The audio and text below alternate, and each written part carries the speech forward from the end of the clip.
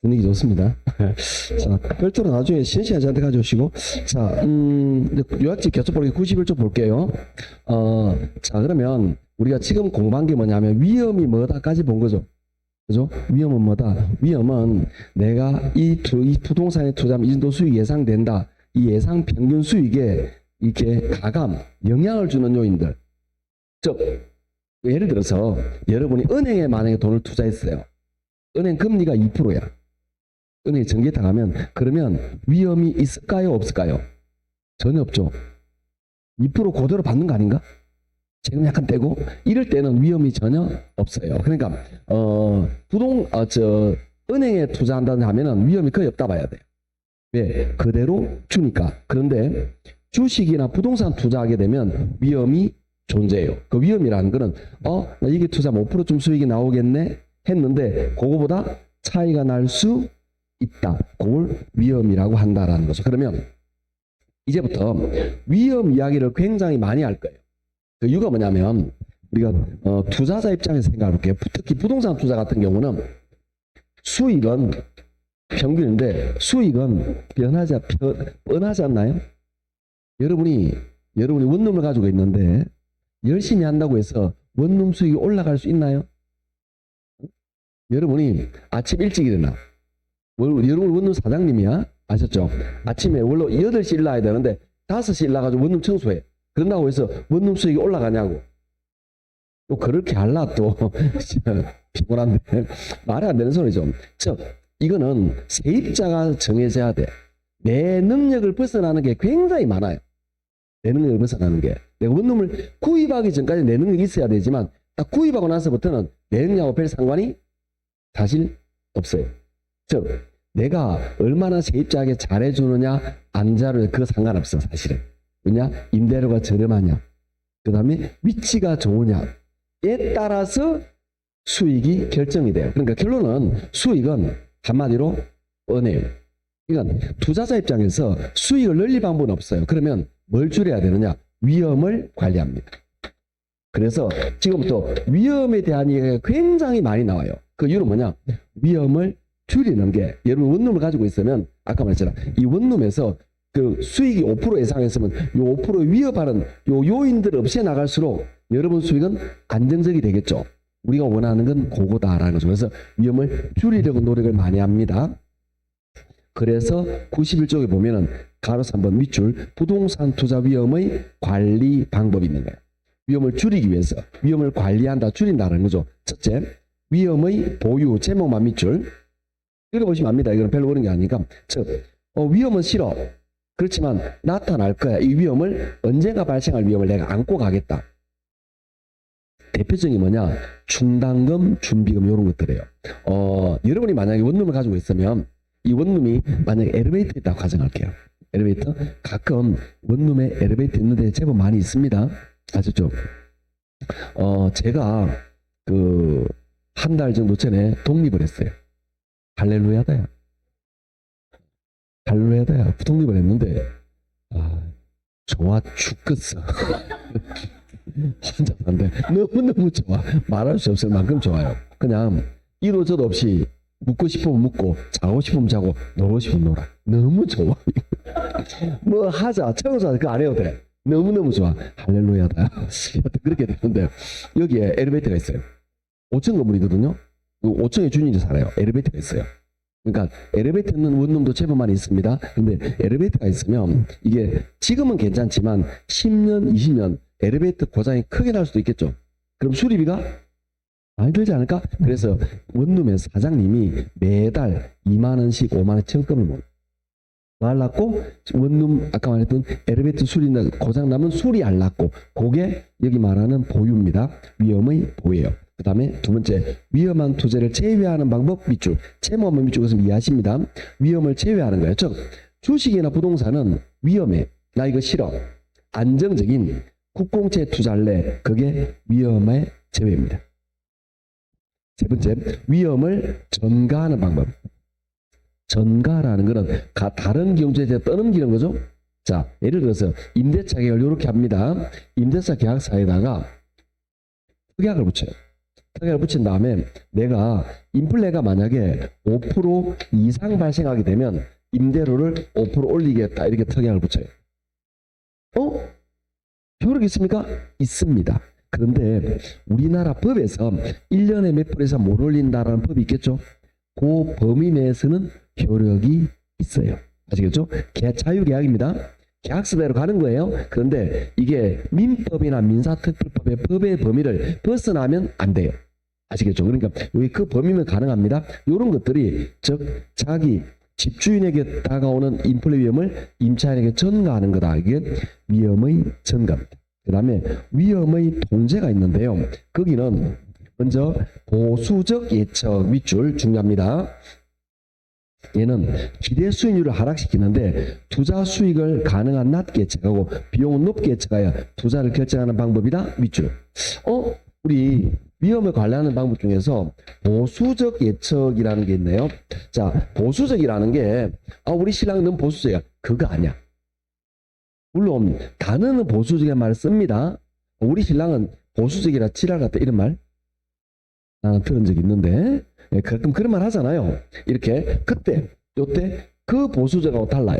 이거는 뭐냐 상상을 한번 해볼게요. 예를 들어서 TV에서 경제 전문가가 나와요. 경제 전문가가 나와서 현재 우리나라가 아마도 3% 정도 이렇게 경제 성장할 것 같습니다. 그렇게 말하니까 옆에 있는 학자가 그럴 수도 있지만 보수적으로 예측해서 2%일 수도 있습니다. 이렇게 말해요. 자, 그러면 내년 경제의 영향에 좋은 경우도 있고 좋은 요인도 있고 안 좋은 요인도 있겠죠. 두 가지를 가지고 일반적으로 평균으로 계산하잖아요. 그런데 보수적 예측한다라는 거는 뭐냐면 좋은 요인보다 안 좋은 요인을 더 많이 감안하는 거야. 아시겠죠? 즉 최악의 경우를 가정해서 평가하는 걸 보수적 평가라고 말합니다. 경제학에서는 일반적으로. 그럼 보수적 예측이라는 말은 일반적으로 아까 말했잖아요. 일반적으로 수익은 평균으로 계산한다 그랬는데 이 동네에서 임대료를 잘 받으면 7천도 받고 못 받으면 3천도 받고 그래서 평균 얼마를 받는다? 5천 받는다 했다 그랬잖아요. 아까. 그래서 5%를 받죠. 그렇게 됐는데 이때 보수적 예측하면 얼마로 보느냐 하면은 3천만 원으로 보는 거예요. 3%를 보는 거죠. 이해하시겠죠? 최악의 경우. 그렇게 예측하는 걸 뭐라 그런다? 보수적 예측이라고 합니다. 그래서 이렇게 하기 위해서 수익은 낮게, 비용은 높게, 수익은 낮게, 비용은 높게 해서 가장 깐깐하게, 이해하시겠죠? 가장 깐깐하게 예측하는 방법을 그렇게 해서 그래도 이렇게 최악의 경우를 해서 그래도 내 마음에 들면 그때 투자한다. 이거예요. 그런데 그런 게 잘 있겠습니까? 그죠? 이렇게 최악의, 이렇게 안 보고 최악의 경우를 해도 내 마음에 드는 거 있을까? 없어요. 그래서 이거는 이런 경우를 찾기 어렵다라고 보시면 됩니다. 자, 두 번째, 위험 조정 할인율, 요구 수율 화살표 위로 밑줄. 자, 두 번째는 뭐냐? 위험을 조정해요. 뭘로 조정하느냐? 할인율을 조정합니다. 이름 그대로입니다. 위험을 뭘로 조정한다고요? 할인율. 이때 할인율을 뭘로 사용하느냐? 요구 수익률을 사용합니다. 어렵지만 좀 이따 나올 거예요. 쌤, 위험을 요구 수익률로 조정한다. 무슨 말인지 잘 모르겠습니다. 자, 이런 느낌이죠. 우리가 이런 예를 많이 듭니다. 제가 여러분이 우리나라 중에서 만약에 대구 부동산에 투자한대. 여러분이 대구의 부동산에 투자한다고 감안합니다. 우리나라 부동산. 그러면 난 5% 좀 투자할 거야. 왜? 우리나라는 좀 안정적이니까. 그런데 동일한 조건에서 여러분이 해외 자산으로 눈을 돌렸어요. 그래서 중국 부동산에 투자할 거다라고 생각합니다. 그런데 이제 중국 시스템의 단점이 좀 드러나고 있죠. 뭔가 우리와 체계가 다르면서 우리나라 같으면 대통령이 뭐가 몰라. 법에서 결정이 나잖아요. 법에서. 대통령 하랍이라 해도 법을 위반할 수는 없는데 이 중국 같은 공산당 체제는 법 위에 당의 정책이 있어요. 그러니까 당의 기조에 따라서 법이 바뀔 수가 있는 거라. 이게 물론 법은 다 있는데 그 법을 적용할지 걔네들 결정해 버리는 거죠. 그래서 얼마 전에 그런 사례가 나온 적이 있어요. 미국이나 우리나라 같으면 예금된 돈을 쉽게 인출할 수 있죠. 대출 말고 예금한 거 뽑는 거. 그런데 미국에 있는 미국에 있는 금융에 있는 굉장히 자금이 큰 투자자가 중국에 있는 은행에 돈을 인출을 하니까 인출이 안 되는 거예요. 중국은 그게 가능해요. 이게 우리나라는 거의 불가능입니다. 어떤 경우는 할 수 있겠지만 거의 불가능해요. 중국은 정책 기조 하나로 가능해요. 그게. 그 시스템이 그래요. 그 나라가. 그러면 부동산에 투자했을 때 그 수익을 내가 가져오는 게 좀 어렵지 않을까? 그럼 내가 볼 때 우리나라보다 중국은 위험하다고 판단하겠죠. 그럼 내가 위험하다 판단하니까 5%보다 높은 7% 되면 투자할 거야. 중국에. 그렇게 마시겠죠. 위험하니까 높은 수익률, 즉 할인율, 요소를 높게 적용해요. 위험하니까 높은 걸 적용해서 투자하겠다. 그게 위험조정 할인율이에요. 위험조정 할인율 밑줄, 요수율 상향 밑줄 그렇습니다. 장래 기대되는 소득을 현재 가치로 환원할 때 위험한 투자에서 높은 할인율, 위험한 투자 동그라미, 높은 할인율 동그라미 별표 꼭 외워야 됩니다. 시험에 아주 잘 나옵니다. 이렇게 나옵니다. 위험한 투자일수록 낮은 할인율 이렇게 나와요. 쏘아 넘어가 또 왜? 할인율이니까 낮아야 되는지 생각한다고 사람들이. 안 해요? 할인율은 요수율을 말합니다. 같은 말이에요? 할인율과 수익률은 같은 말이에요? 여기서는 같은 말입니다. 높은 할인율을 적용한다. 꼭 암기해 놓으셔야 됩니다. 시험에 굉장히 잘 나옵니다. 요걸 위험조정 할인율이라고 말합니다. 즉 위험을 줄이기 위해서 노력하는 것들이죠. 지금 위험을 줄이기 위해서 깐깐하게 투자할 거야. 위험을 줄이기 위해서 위험하면 높은 걸 적용해서 투자할 거야. 그런 느낌이죠. 자, 넘어갑니다.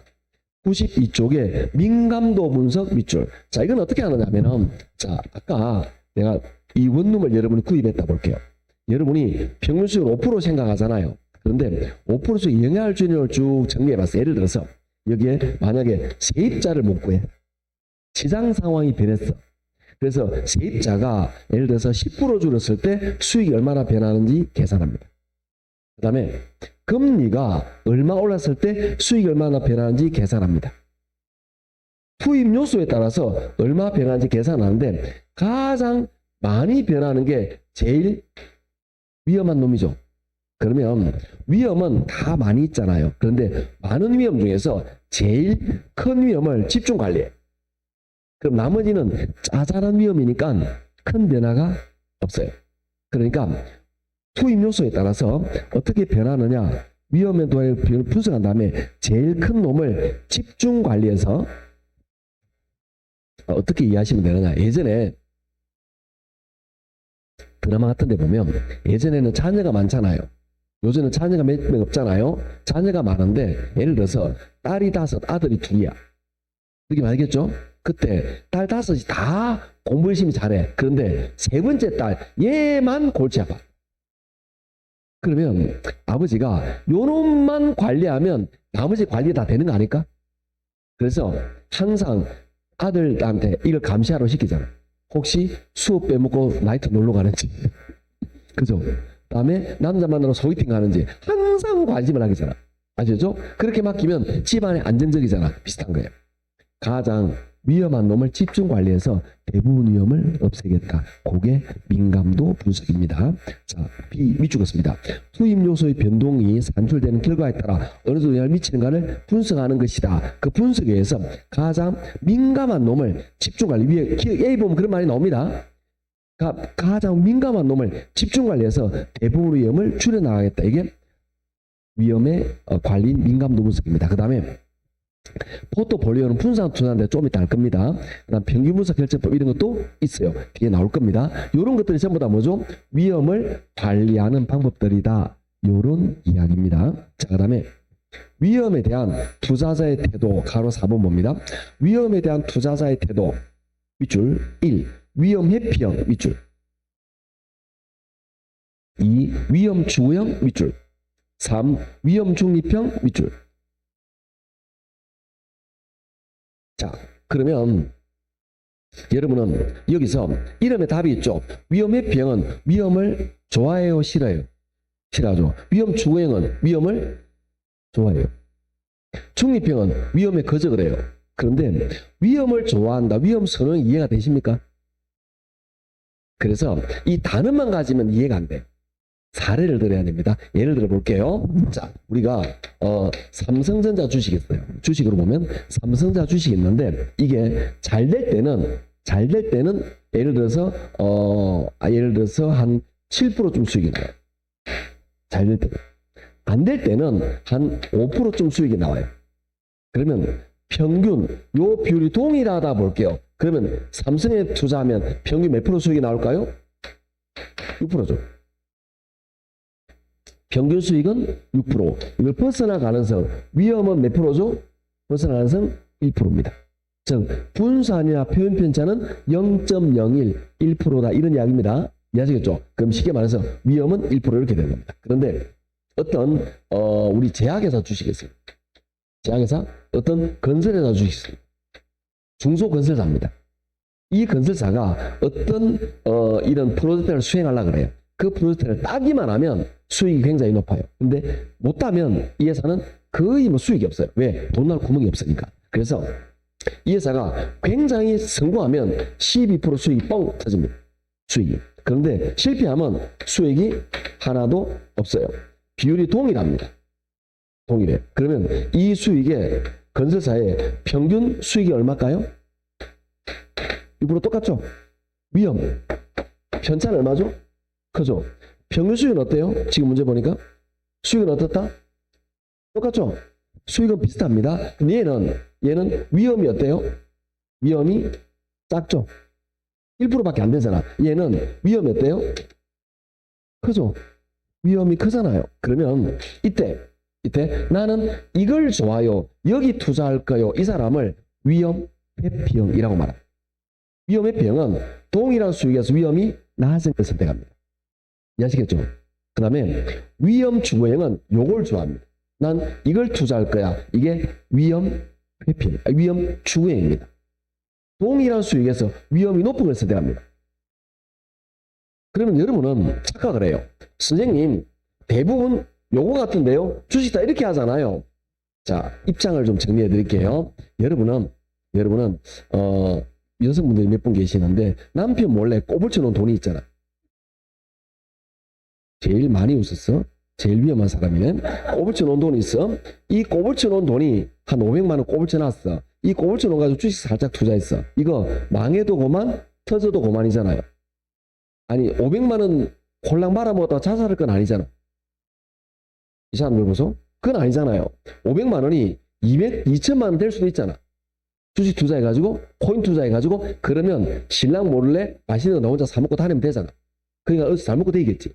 그런데 이 돈을 홀랑 날아가도 이 인간이 모르잖아. 그렇게 투자하면 다 이렇게 해요. 근데 여기서는 그렇게 하는 게 아니에요. 어떤 거냐? 전문 투자자 입장에서 여러분이 투자자예요. 여러분의 친구로부터 수십억의 자금을 모았어요. 이 수십억의 자금을 주식에 투자할 거야. 여기 지르고 밥 먹고 잠잘 자신 있습니까? 말해봐 이제. 안 되잖아. 그래서 대부분의 투자자는 요거예요. 이런 투자자는 극히 드뭅니다. 김남국이는 가능해. 대단한 사람. 그런 사람을 제가 대부분은 불가능합니다. 절대. 그래서 김남국 욕을 하는 분이 그래서 저는 정당 감기 합시다. 근데 그놈은 싫어요. 왜? 그놈은 나쁜 놈이야. 내가 볼 때는. 다른 거는 잘 모르겠는데 정당 거는 잘 모르겠는데 그놈은 코인 투자 관점에서 볼 때 정말 나쁜 놈이에요. 그건 누구라도 그거 내부 정보 없이 불가능합니다. 절대 불가능해요. 100명을 붙잡고 물어봐도 불가능합니다. 방송에서 대놓고 말 못할 뿐이지 내부 정보 없이 그렇게 하면 누구라도 그렇게 다 하지. 누가 안 해 다 하지. 여하튼 나도 알면 지를 자신 있다. 아니까 이렇게 지르지. 안 그러면 어떻게 지르고 밥 먹고 잠 자겠냐고. 못 잡니다. 참 불안해서. 안 돼요. 불가능합니다. 여하튼 요 사람은 드물어요. 그런데 이게 위험 추구형이에요. 그럼 대부분의 투자자는 뭐다? 요거다. 그래서 대부분의 투자자는 누구냐면 위험 회피형이다. 이렇게 봅니다. 위험 추구형은 거의 없어요. 중립형은 수익 같네. 위험을 안 봐. 수익 같네. 이거 같은 거 아이가? 그게 위험 중립형이야. 이 사람도 거의 없어요. 대부분은 이렇다. 왜 그런지 이해하시겠죠? 대부분은 요렇다. 그럽니다. 그럼 요렇게 투자하는 사람은 인생 뭐 있네. 한방 아이가. 안 되면 죽을란다. 이런 사람들이에요. 이 사람들은. 실제로 굉장히 큰 투자에서 큰 돈을 번 사람들이 잘못 투자해서 실제로 마감하는 사례가 인생을 마감하는 사례가 가끔 있습니다. 진짜 있어요. 그 사람들은 이런 경우라고 보시면 됩니다. 여하튼 한 방을 보는 그런 것들이죠. 그래서 극히 드문 사례다. 대부분의 투자자는 요렇다. 그래서 여러분이 예상 문제, 기출 문제 풀면 나중에 문제를 그렇게 많이 합니다. 끝에 단 투자자는 위험 회피를 가정한다 이런 질문이 꼭 붙어요. 왜? 이거와 이거에 따라 답이 달라지거든. 이해하시겠죠? 그래서 꼭 붙이면 이 단서를 아시겠습니까? 그래서 지금부터 별말 없으면 저도 위험 회피형을 가정해서 합니다. 아시겠죠? 자, 그래서 읽어보시면 그런 말들이 나옵니다. 어떤 것들이냐면은, 그래서 위험 회피 읽어보시면 기억 두 번째 줄은 일반적인 형태다 이렇게 나와 있어요. 대표적이라는 거죠. 자, 니은 봅니다. 니은 공격적인 투자자와 보수적인 투자자. 자, 뭐냐? 위험 회피형 중에서도 조금 더 그래도 위험을 좀 많이 부담하는 사람, 그 사람을 공격적인 투자자라고 말해요. 그 다음에 좀 위험을 그래도 더 싫어하는 사람, 그 사람을 보수적인 투자자라고 말합니다. 이해하시겠죠? 보다 더, 그러니까 똑같은 주식 중에서도 요 중에서도 삼성전자 주식보다는 그래도 제약회사 주식 요런 사람을 가는 사람이 있고, 그 다음에 꼭 그 주식 투자에도 예를 들어서 한전 이런 데 투자하는 사람이 있고, 이해하시겠죠? 그렇게 나누면 됩니다. 그래서 그렇게 나누어지는데 이건 뭡니다? 공격적인 투자자와 보수적인 투자를 구분할 수 있는데 그 다음 별표 밑줄 동일한 위험에서 보수적인 투자자가 공격적인 투자자보다 더 높은 수익을 요구한다 밑줄 별표. 굉장히 중요한 질문입니다. 동일한 위험에서 보수적인 투자자가 공격적인 투자자보다 더 높은 수익을 요구한다 밑줄 했죠? 이거 별표라는 이야기입니다. 중요하니까. 그러니까 왜 그러냐면은 보수적인 투자자는 공격적인 투자자보다 위험을 더 싫어해. 위험을 싫어하니까 대가를 많이 요구해. 아시겠죠? 그래서 뭔가 주어지는 게 많아야 투자합니다. 그렇기 때문에 이 사람들이 더 높은 수익을 요구합니다. 별표했죠? 시험에 잘 나와요. 그 다음에 왜 그런지 해설을 했으면 뒤끝 그거에 대한 해설이에요. 뒤끝 위험 혐오도가 큰 투자자일수록 위험 할증률을 증가시켜 요소를 더 크게 하기 때문이다. 밑줄 요 좀 이따 설명할 겁니다. 자, 결론 보수적인 투자자일수록 위험 회피도가 클수록 위험에 대해서 더 높은 수익을 요구한다. 그래서 동일한 위험에서 보수적인 투자자가 더 높은 수익을 요구한다. 이 질문 이해해야 됩니다. 좀 이따 다시 말할 거지만 그렇게 보시면 됩니다. 자, 이렇게 해서 우리는 요 개념을 좀 정리를 했습니다. 자, 그 다음에 이제 위험 이야기했으니까 자, 수익률 이야기를 좀 할 거예요. 수익률을 이야기할 건데 제가 요약집에다가 93쪽에 기대 수익률과 요수익률을 정리를 해놨어요. 거기 보시면 거기에 먼저 기대 수익률 하는 게 있다, 그죠? 기대 수익률 밑줄 것이고 이은 밑줄입니다. 예상 수익률, 내부 수익률, 사전 수익률, 객관적 수익률 밑줄. 그 다음에 요구 수익률 밑줄. 기억 두 번째 줄에 최소한의 수익률 밑줄. 니은 투자의 기회비용, 외부 수익률, 사전 수익률, 주관적 수익률 밑줄. 자, 기대 수익률이라는 거와 요구 수익률이라는 걸 이야기할 때 너무너무 중요한 개념입니다. 그래서 기초반일 때도 굉장히 공을 들여 설명을 했는데 지금도 마찬가지입니다. 어떤 개념으로 접근하시면 되느냐 하면 간단하게 사례를 한번 들어보죠. 우리가 상상을 해보는 겁니다. 여러분이 평소에 부동산에 관심이 좀 많았었어요. 그래서 나는 안동에는 좀 부동산이 좀 내가 좀 가지고 있으니까 대구 쪽에 부동산에 한번 원룸을 하나 구입해야지 라고 마음을 먹고 있어. 대구 쪽에 대구 경북도 인근에 원룸 하나 사볼까? 이런 마음을 먹고 있어. 아시겠죠? 그런데 여러분이 아무 생각 없는 게 아니라 생각이 있단 말이에요. 현재 은행 금리가 어떻고, 그 다음에 안동 부동산 투자 수익이 어떻고, 그 다음에 이 서울 부동산 투익이 어떠니까 대구에 투자하면 한 5%쯤 되면 투자할 마음이 있다라고 마음속으로 생각해. 네? 아무 생각 없이 하는구나. 내 생각이 있겠죠? 그 내 마음속에 생각하는 그게 요구수입니다. 요게 5%예요. 그래서 지문을 보면 자, 기억 읽어볼게요. 투자에 대한 위험이 주어졌을 때 투자를 결정하기 위해 충족되어야 할 투자자가 요구하는 최소한의 수익률. 나는 5% 돼야 투자할 거야. 이 느낌이에요. 그리고 투자의 기업이라는 거는 내가 이 대구에 있는 원룸에 투자하려면 안동에 있는 부동산을 팔아야 투자가 돼. 그러면 안동 수익에서 5% 나와. 그럼 요거 최소한 5%보다 높아야 되는 거 아닌가? 그래서 기회비용이 섞여 있고요. 그 다음에 외부, 안동이나 다른 지역과 비교하니까 외부 수익률이고요. 투자하기 전에 결정되는 사전적 수익률이고요. 주관적 수익률, 사람에 따라 달라져요. 나는 5% 되면 투자해야지 라고 생각을 했습니다. 그런데 내 친구 있었죠. 누구? 말자.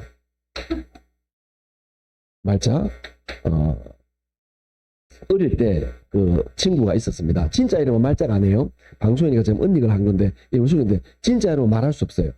드러나면 좀 곤란합니다. 제가 마음을 들키기 때문에 곤란하니까. 예, 그래서 말자라고 언닉을 하고 있는데, 진짜는 말자가 아니에요. 자는 맞아요. 무슨 자인지 말할 수 없어. 하여튼 말자. 네, 맞습니다. 여하튼 이뻐. 그래가지고 지금 그 시집을 갔는데 의사하고 결혼했어요. 그러니까 여하튼 그렇습니다. 가끔 생각이 나긴 합니다. 여하튼 최진이는 몰라요.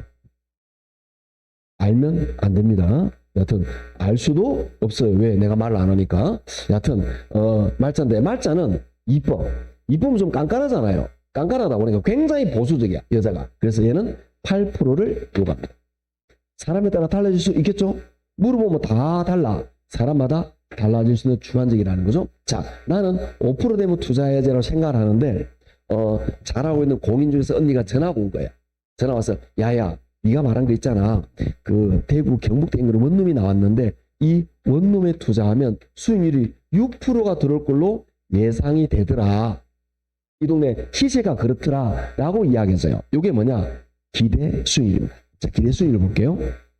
투자 대상으로 기대되는 예상 수익과 예상 수익을 기초로 계산된 수익률입니다. 예상 수익률, 내부 수익률, 사전 수익률, 객관적 수익. 이거는 여기 투자하면 이 동네 시세가 6% 수익이 나온다, 이런 뜻이에요. 그러면 여기 볼게요. 나는 5% 되면 투자해야지 생각하고 있죠. 그런데 여기 투자 몇 프로 수익이 나와요? 6%. 그럼 내 조건은 만족했죠. 나는 이 부동산을 어떻게 할까요? 투자가 오케이 하겠죠. 그런데 말자가 볼 때는 이게 마음에 안 드는 거죠. 말자는 한다 안 한다? 안 해요. 모든 투자에서 이렇게 투자 기각이 이렇게 다양하게 이루어집니다. 그래서 밑에 동그라미 4번에 봅니다. 기대 수익률이 요구보다 크면 투자가 채택된다, 이런 이야기예요. 동그라미 4번의 기억 밑줄. 기대가 요구보다 크면 투자가 채택된다, 밑줄. 자, 이 질문 감이 잡히죠, 이제? 이렇게 보시면 됩니다. 자, 그러면 좀 세부적으로 좀 이야기를 한번 해볼게요. 어떻게 됐냐? 이 부동산 얼마짜리냐? 10억짜리예요. 임대료가 6천만 원이 나와. 그래서 6%예요. 평균 6천만 원 들어온다, 이 말이에요. 잘 되면 8천도 들어오고 안 되면 4천도 들어오는 거예요. 이렇게 됩니다. 그래서 기대 수익률은 평균 수익률입니다. 아까 우리가 평균 계산하는 게 이걸 말하는 거예요. 이렇게 됐는데, 자, 이건 실제로 이렇게 내가 구입했다, 이게 아니에요. 그래서 밑에 가로 2번에 보시면 투자 균형 상태, 이걸 이야기할 겁니다. 자, 무슨 말이냐? 나는 경상대 인근에 경북대 인근에 원룸이면 5%뭐 투자해야지 내 마음속으로 생각하고 있어요. 그런데 실제로 매물이 나왔는데 이 사람이 그 임대료 6천에 6%인데 10억의 매물이 나왔어. 내가 볼 때 괜찮겠죠? 그러면 내가 괜찮다 생각하면 다른 사람은 어떻게 생각할까? 그러면 투자에 대한 수요가 증가해요. 나만 가는 게 아니고 다른 사람도 간다고. 그러면 물건을 가지고 있는 사람이 많은 사람들이 찾아와요. 그럼 이걸 팔아요? 아니면 좀 생각해보고 금액을 높여서 팔아요? 그렇게 되겠죠? 그래서 잠깐 한 다음에 이 10억인 가격을 올려버립니다. 투자 수요 증가하다 보니까 이 부동산의 매매 가격을 올려버립니다. 자, 볼게요. 요게 올라가면 임대소득은 그대로 돼서 6%가 요게 올라갑니다. 분모입니다. 요게 올라가요. 10억에서 11억 올라가. 그럼 요 6%가 올라갈까 내려갈까? 내려가겠죠. 이게 내려갑니다. 즉 기대 수익률이 하락합니다. 어디까지 내려가느냐? 요게 5%까지 이론적으로. 그럼 5% 돼요? 같아죠. 이걸 우리 뭐라 그러냐? 투자 균형이라고 이야기를 합니다. 그게 밑에 투자 균형 보시면 나옵니다. 동그라미 1번 기대 수익이 요보다 클 때 수요 증가 요거, 가격 상승 요거, 기대 수익률 하락 요거, 투자 균형 요거 이렇게 된 거예요. 그리고 제가 얼마나 친절하냐? 밑에 기역, 니은, 티끌, 리얼에 그걸 설명하고 있어요. 읽어보면 이제 이해가 돼. 시험에 잘 안 나옵니다. 잘 나오면 옛날에 이야기했어. 잘 안 나와요. 그래서 이걸 외우듯이 하시면 되는데 어떻게 하면 되느냐? 굉장히 간단합니다. 둘의 균형을 맞출 때 기대를 가지고 균형을 맞춰요. 기대 가지고 얘는 요거보다 기대가 어때요? 기대가 높잖아. 그러면 기대를 낮추어서 균형을 맞춘다고. 이렇게 외우시면 되는 거예요. 아셨죠? 그래서 기대 수율 하락에만 동그라미. 즉 기대가 높으면 하락시켜서 균형, 기대가 낮으면 높여서 균형. 밑에는 반대의 경우 읽어보시면 됩니다. 아셨죠? 자, 넘어갈게요. 이렇게 해서 우리는 이렇게 해서 이제 기대 수익에 따라서 기대와 요구 가지고 투자 결정하는 걸 다뤘습니다. 자, 하나 더 있는데요. 그는 뭐냐면은 나중에 다시 말하면 되니까 그는. 자, 그다음에 투자 가치, 시장 가치 있습니다. 94쪽에 투자 가치라는 개념이 있고 그리고 시장 가치라는 개념이 있어요. 이건 어떤 개념이냐면 이게 여러분이 아까 그 경북대 인근에 원룸에 관심이 많았어요. 제가 저희 지역에 경상도에서 입에 붙어가지고 하여튼 경북대 인근에 원룸이 많아요. 그 원룸이 나왔는데 이게 매물이 보니까 이게 10억의 매물이 나온 거예요. 누구나 10억이면 살 수 있겠죠. 근데 여러분이 수익성을 계산해 보니까 이게 13억의 가치가 있는 거예요. 여러분 생각에. 이렇게 되면 또 투자 결정되겠죠. 자, 그래서 요걸 외우듯이 아셔야 됩니다. 요거는 잘하기 때문에 요거 외우듯이 어떻게? 기가 크면 투자가 채택된다. 아시겠죠? 기가 크면 투자가 채택된다. 이렇게 외워야 됩니다. 그래서 밑에 가로 3번 봅니다. 동그라미는 투자 가치 밑줄, 기억 밑줄입니다. 대상 부동산에 대하여 투자자가 부여하는 주관적인 가치. 내가 볼 때 그거 13억 가치가 있다. 이런 느낌입니다. 2번 시장 가치 기억 밑줄입니다. 시장에서 자유로운 거래가 이루어질 때 승리를 낼 가능성이 높은 객관적인 가치. 지금 시장에서 매물로 나와 있는 가치. 이때 3번의 밑줄. 투자 가치가 시장 가치보다 클 때 투자가 오케이 된다. 밑줄. 이해하시겠죠? 자, 시험에 이렇게 나온 적이 있습니다. 어떻게 나오냐? 요구 수익률보다 기대 수익률이 크다면 투자자는 투자로 가치가 있다고 판단한다. 이렇게 나온 적이 있어요. 맞는 지문이죠? 그렇게 나옵니다. 그래서 이것도 둘 다 알아놓으셔야 됩니다. 자, 이제 94쪽에 아주 중요한 걸 다루게 될 겁니다. 그게 뭐냐? 94쪽에 나오는 게 뭐냐? 위험 수익의 비례관계예요.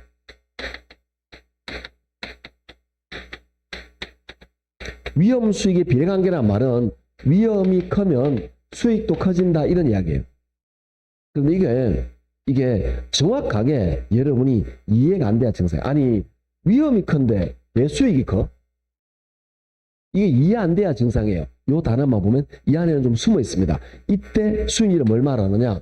요구 수익률을 말합니다. 이때 수익률을 요구 수익률을 말해요. 그래서 자, 동그라미 1번 밑줄입니다. 부담하는 위험이 크면 클수록 요구하는 수익률도 커진다. 밑줄. 부담하는 위험이 클수록 요구하는 수익률도 커진다. 자, 그러니까 위험이 커지면 아까 요겁니다. 위험할 요거예요. 위험이 커지면 투자자는 위험한데 해서 내가 많은 대가를 요구해. 그러니까 대가는 요구하는 수익이 커지면서 수익률이 커진다. 요 수익률은 요구 수익률을 말하는 거예요. 즉 요걸 말하는 거죠. 위험할수록 높은 할인율, 위험할수록 높은 요소를 적용시킨다는 말과 같은 말입니다. 이걸 줄여서 위험 수익의 비례관계라고 말합니다. 자, 그 다음에 동그라미 2번 밑에 두 번째 줄 밑줄입니다. 위험과 요소는 비례하고 위험과 부동산 가치는 반비례한다. 밑줄. 그러니까 부동산 가치는 반대로 떨어진다라는 거죠. 부동산이 떨어지는 거죠. 그 이유가 뭐냐면 위험이 클수록 위험이 클수록 투자자가 요구하는 수익은 커져요. 대신에 부동산 가치가 떨어지는 이유는 이 설명 깊이 하면 굉장히 어려운데 간단히 말하면 쉽게 말하면 위험할수록 부동산 값이 올라가요, 내려가요? 내려가겠죠. 그래서 부동산 값이 떨어진다 이렇게 바로 알아놓으시면 됩니다. 지금은. 자, 그 다음에 4번 밑줄. 위험과 수익은 비례관계이며 이때 위험은 체계적 위험을 의미하는 밑줄 것이고 체계적 위험 동그라미. 요거는 뭔지 좀 이따 이야기할 겁니다. 아셨죠? 좀 이따가. 자, 요거에 대한 이야기를 좀 한번 해볼게요. 위험 수익 비례관계. 자, 요거에 대한 이야기를 한번 해보겠습니다. 요걸 이야기하기 위해서는 꼭 설명돼야 되는 게 뭐냐? 요구 수익률이에요.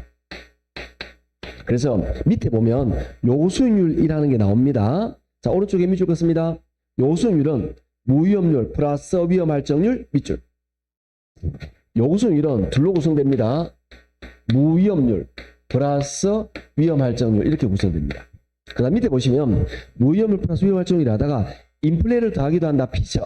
아까 피처라면 애가 나온 적 있죠? 이거 말하는 거예요. 아셨죠? 그래서 여기다 인플레 위험을 더하기도 힘든 건 알지만 좀 집중하셔야 됩니다. 좀 오늘 내용이 많이 어려운 건 이해를 해요. 이제 꼬아야지. 많이 어려운 걸 이해를 하는데 그래도 이게 시험에 잘 나와요. 기출문제 풀면 정말 지금 했던 게 전부 다 기출문제예요. 너무너무 잘 나와요. 작년에 계속 나와요. 그러니까 이 개념을 잘 받아들이시면 굉장히 쉬워요.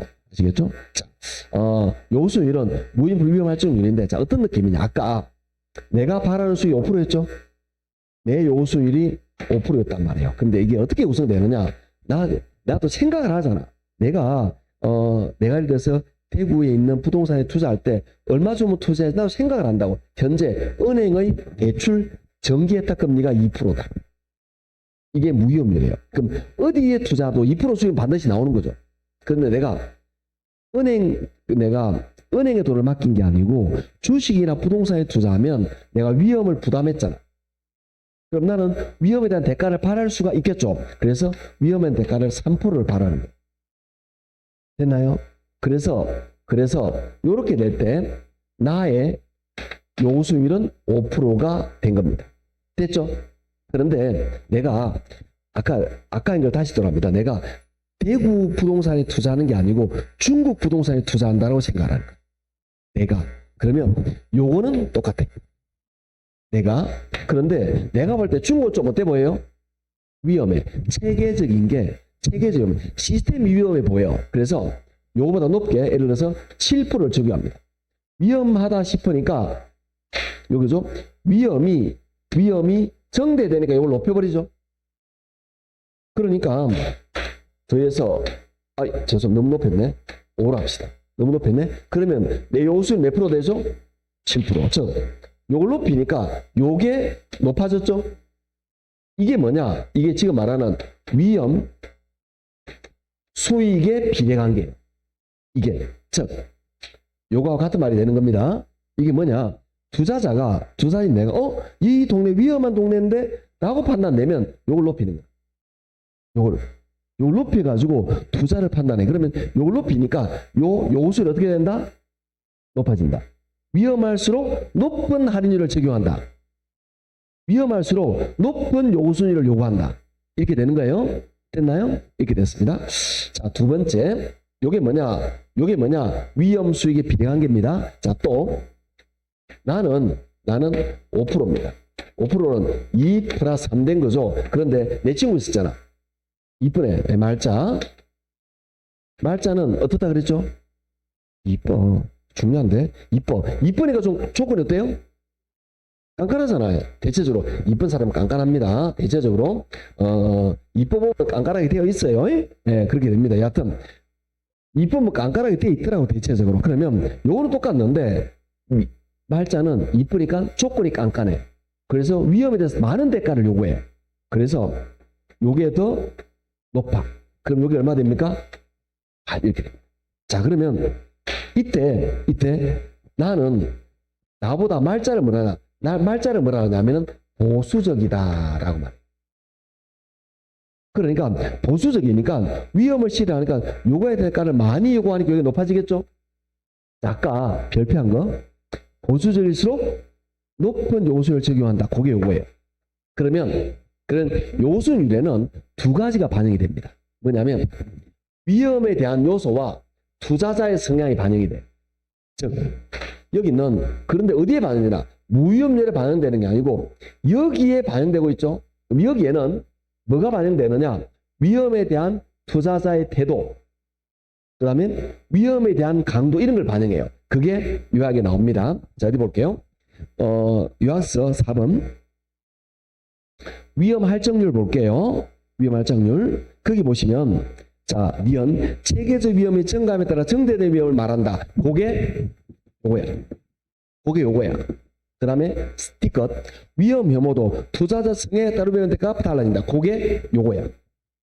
그게 요거예요. 즉 내가 위험하다 판단하면 내가 알아서 적용하기도 하고 그 다음에 투자자에 따라 달라지기도 하는데 보수적일수록 위험에 비할수록 요소는 더 높다 이렇게 되는 거예요. 점점 안 좋아지네. 자, 그런 느낌입니다. 점점 힘들지만 어쩔 수 없습니다. 자, 포트폴리오는 좀 간단한데 좀 이따 다루고요. 좀 문제를 좀 풀어봐야 됩니다. 오늘 수업 어쩔 수 없이 그렇게 한다 그랬죠. 자, 그래서 문제 봅니다. 153쪽으로 올 거예요. 153쪽에 보시면 굉장히 많은 문제가 여러분 속을 쓰게 돼 있습니다. 자, 10번 봅니다. 9번 했고 10번 옳은 것을 골라라 되어 있죠. 1번 요소율에는 시간에 대한 비용을 제외한 위험에 대한 비용. 자, 요소율은 시간에 대한 비용, 그걸 무위험률이라고 말하고요. 위험에 대한 비용, 그걸 위험할증률이라고 말합니다. 아까 요약서에 있었어요. 근데 기초니까 내가 밑줄 안고 넘어간 거예요. 그러니까 1번은 틀렸죠. 시간에 대한 비용을 포함하고 위험에 대한 비용도 포함돼서 나와요. 둘 다 포함되는 겁니다. 1번 틀린 거죠. 자, 여기 있는 이 무위험을 시간에 대한 비용, 위험 할증률을 위험에 대한 비용이라고 말합니다. 요약집에 나와 있는 거예요. 2번. 자, 2번은 좀 이따 나올 건데 먼저 나왔습니다. 포트폴리오에 편입되는 자산을 늘리면 포트폴리오 하면 제가 기초반에 말했죠. 포트폴리오가 무슨 위험이다? 비체계적 위험입니다. 좀 이따 나올 거예요. 아셨죠?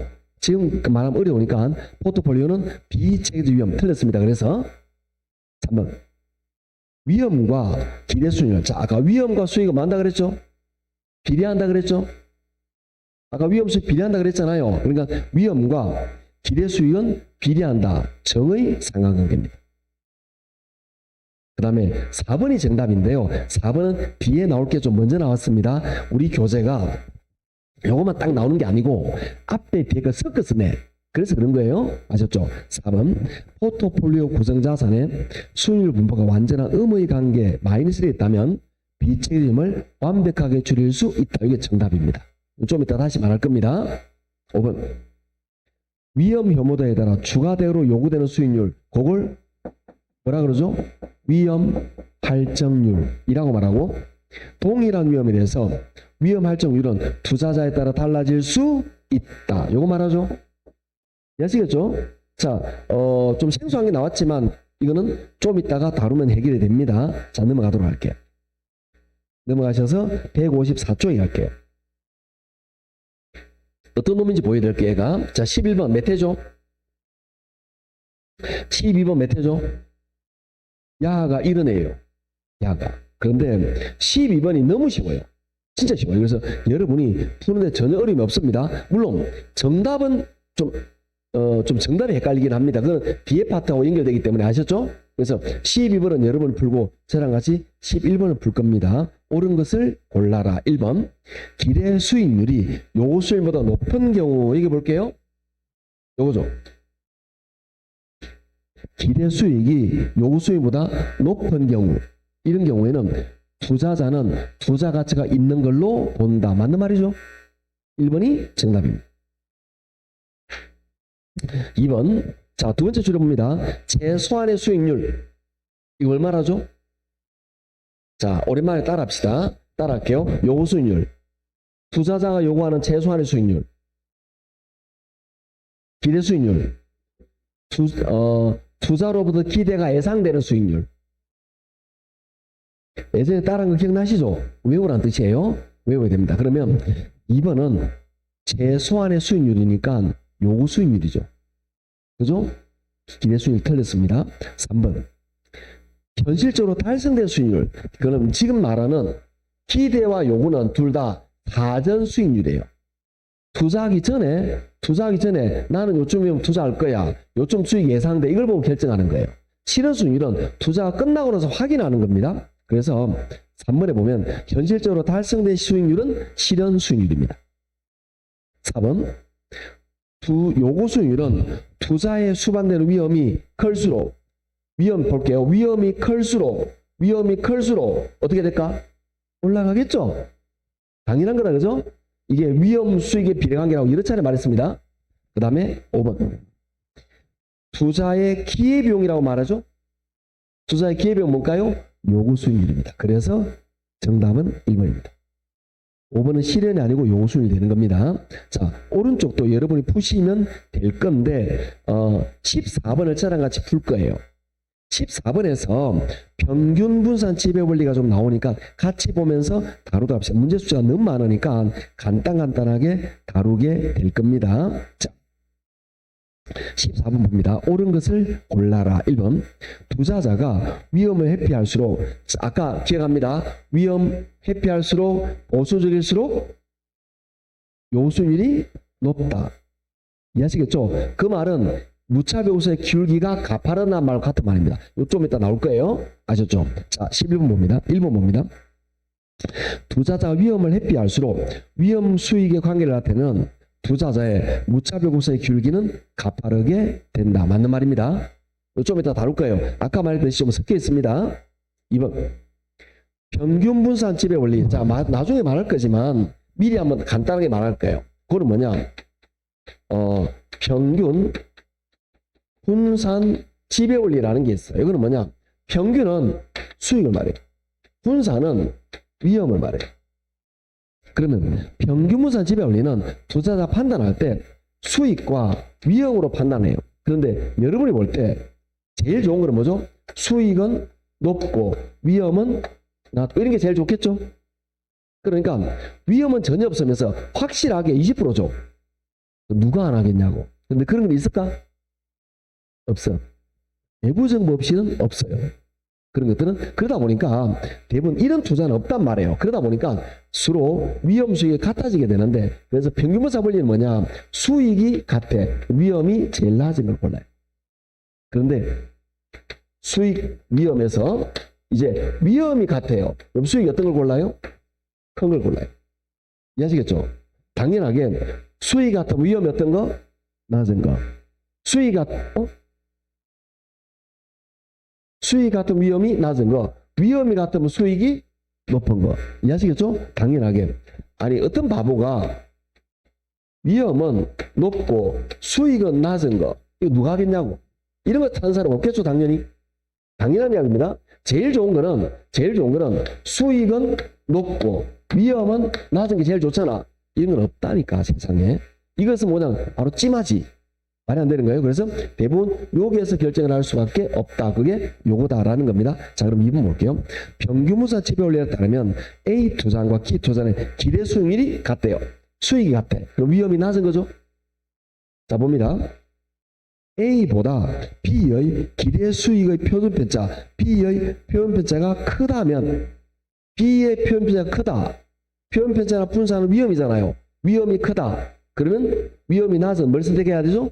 A. 근데 B를 선호한다. 틀렸죠? A를 선호합니다. 위험이 낮은 걸. 3번.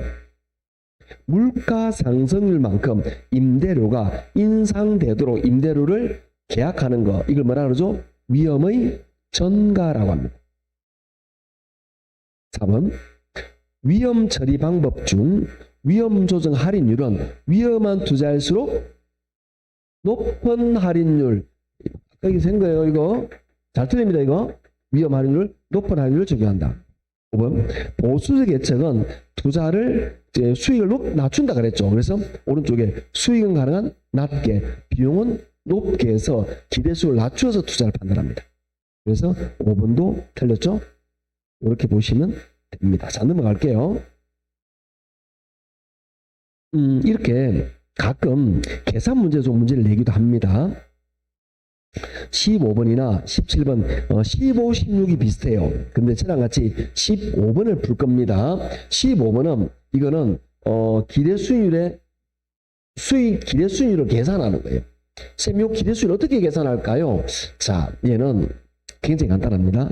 근데 어떤 개념이냐? 아까 요기할 때 이야기했던 거예요. 자, 그러면 여러분이 이 주식을 사면 경기가 안 좋을 때는 수익률이 몇 프로냐? 4%예요. 그 다음에 경기가 좋으면 수익률이 13%예요. 경기가 중간쯤이면 수익률이 8%예요. 그러면 이 부동산의 수익률은 요거의 평균 가운데 값이 되겠죠. 이해하시겠죠? 그런데 그냥 가운데가 아니고 우리 교재, 우리 시험에 나오는 우리 부동산학 개론에 나오는 평균은 모두 가중평균입니다.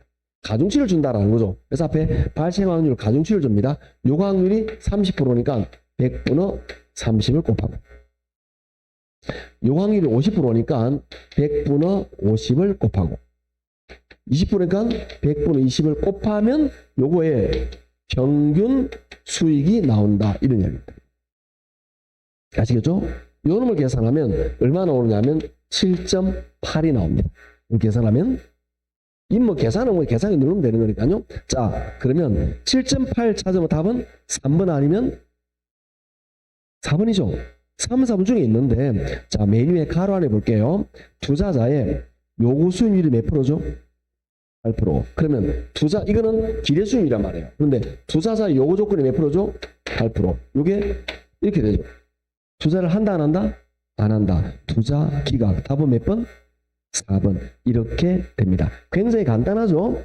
자, 그런데 15번 같은 계산 문제가 시험에 잘 나옵니다. 잘 나와요, 이게. 아무것도 안 해요. 계산만 좀 빨리 하면 됩니다. 아셨죠? 자, 그 다음에 16번은 여러분 풀어보도록 하고, 저랑 같이 17번을 풀 건데요. 자, 17번에 지금 투자 가치를 계산한단 말이에요. 그런데 이게, 자, 좀 미리 말할 게 뭐냐면, 이거 좀 지워버렸는데, 우리가 아까 여러분 생각에는 야는 얘, 야는 얘 이렇게 갈 것 같죠? 안 해요. 얘는 요걸로 하고 얘는 요걸로 해요. 이게 지그재그 된단 말이에요. 그러면 투자 가치는 요수율로 할인합니다. 투자 가치는 어떻게 계산하느냐? 얘는 순수익에다가 요구 수익률을 나누면 이게 나와요. 그런데 이 느낌을 보니까 좀 어디서 본 적 있는 느낌, 부동산의 가치인데 순수익에다가 수익률, 어디서 본 적 있는 느낌 들지 않습니까? 어디서 봤을까? 이런 느낌이네. 안면 맞는데 어디서 봤는지 몰라. 자, 이게 여러분이 본 적 있는 느낌이 들어야 되는 거예요. 공부가 좀 된 사람은. 왜 이게 그런 느낌이 들었냐 하면은, 이게 우리 지금 투자 파트를 공부하고 있는데, 그 다음에 맨 마지막에 있는 감정평가하고 비슷해.